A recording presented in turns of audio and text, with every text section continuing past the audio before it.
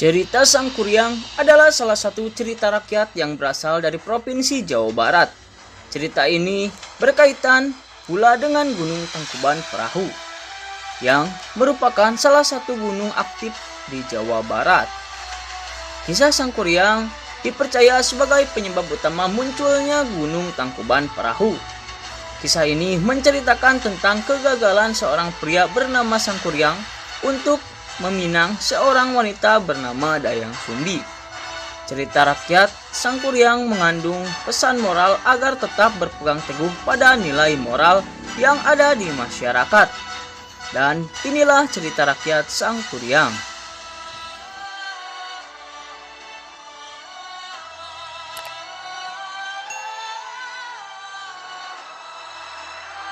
Pada zaman dahulu tersebutlah kisah seorang putri raja di Jawa Barat.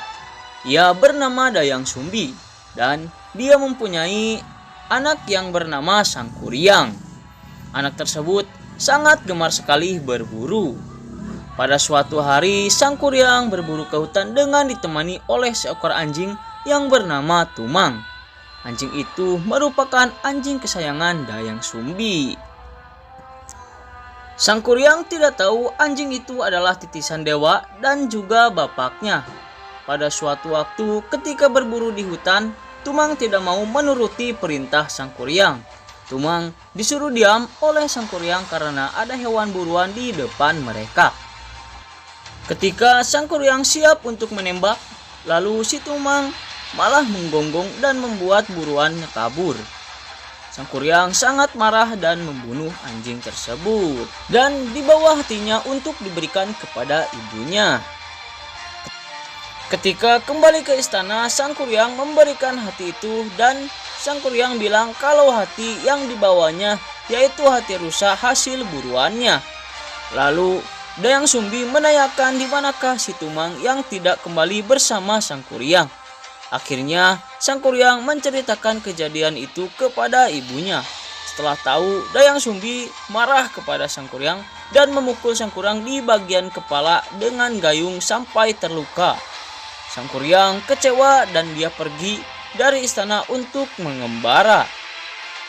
Setelah kejadian itu, Dayang Sumbi sangat menyesali dirinya. Lalu dia memakan hati si Tumang dan membuatnya akan selamanya muda dan memiliki kecantikan abadi. Setelah bertahun-tahun mengembara, Sangkuriang akhirnya berniat untuk kembali ke kampung halamannya. Sampainya di sana, semuanya sudah berubah total.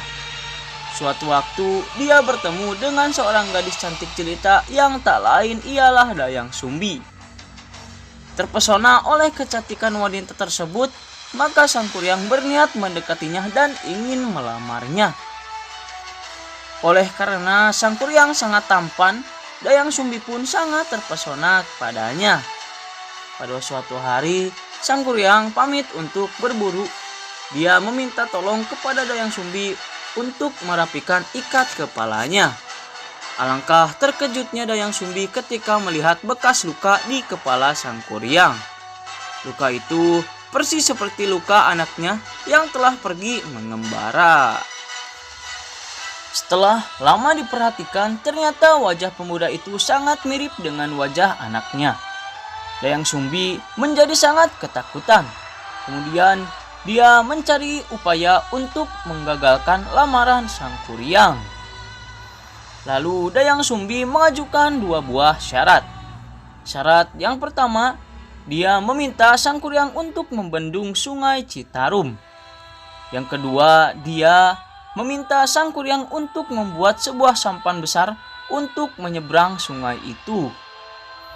Kedua syarat itu harus sudah dipenuhi sebelum fajar menyingsing.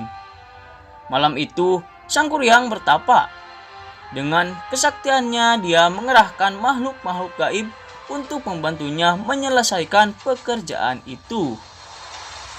Dayang Sumbi pun diam-diam mengintip pekerjaan tersebut. Begitu pekerjaan itu hampir selesai, Dayang Sumbi memerintahkan pasukannya untuk menggelar kain sutra merah di sebelah timur kota. Ketika menyaksikan warna merah di timur kota, Sangkuriang mengira hari sudah selesai. Dia pun menghentikan pekerjaannya. Sang kuryang sangat marah.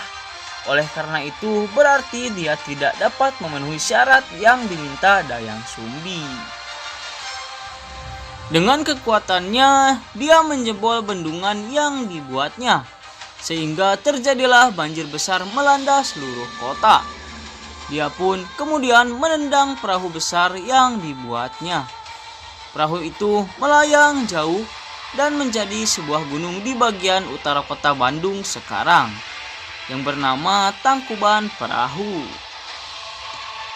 Itulah tadi penjelasan tentang cerita rakyat Sang Kuryang. Semoga bermanfaat dan jangan lupa like and subscribe serta aktifkan lonceng notifikasinya supaya tidak ketinggalan video-video berikutnya. Terima kasih sudah menonton.